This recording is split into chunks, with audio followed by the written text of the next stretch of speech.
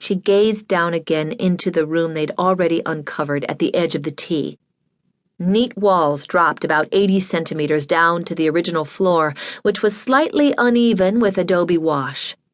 She lowered herself into the hole, landing on the protective yellow interlocking pads that covered most of the floor. She pressed her hands flat against the walls, feeling one large, flat stone under her right hand. It was a smooth river rock, carried up from the creek to help anchor the walls. Ground rock had obvious striations that showed in the sunlight. The river rock felt flat and cool as marble against her skin. Patches of adobe along the wall were solid as concrete. This was essential, getting the feel of the site on her fingers. It was how she always started, an invitation, a summons. Her mind stubbornly turned to her father, as it sometimes did at the touch of dirt. Her father would fill the back of his truck with small trees planted in burlap sacks, solid bags of dirt and bark, blocks of pine straw, endless flats of flower after flower, each one no bigger than Wren's longest finger. Sometimes on Saturdays, she would shimmy into the center of it all, tucking herself against the cab of the truck, the metal hard against her tailbone. She liked riding in the back with the flowers. She was allowed to help him plant after he carried all the sacks into someone else's yard. He carried them one by one, sometimes 2 by 2, across his forearms, and his knees bent with the weight.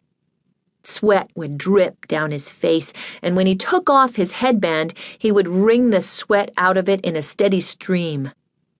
He laid the sacks in complex configurations, and Wren pictured old-timey soldiers hiding behind the sacks with rifles. After the last bag was on the ground, he would raise his arms to shoulder length, bend his elbows, and twist back and forth. His back cracked like fireworks. Then he would reach to the sky, reach to the grass, and sigh, "Ah." Wren could tell that all the weight he'd taken into his bones carrying those sacks had shot out through his fingertips and disappeared into the air. Then he'd tell her it was time to dig. She loved the first handful of cool dirt as she scooped out a hole for each petunia. But most of all, she loved watching her father force out his pain into the sky and into the ground. She would start with this room block, of course. But her artist could be anywhere. The sherd could have been brought over by a friend or neighbor. Or maybe the pot had been traded and her artist had never set foot on this site. Or maybe there was a treasure trove of artifacts within meters of where she stood. She felt lightheaded, which she took as a good sign.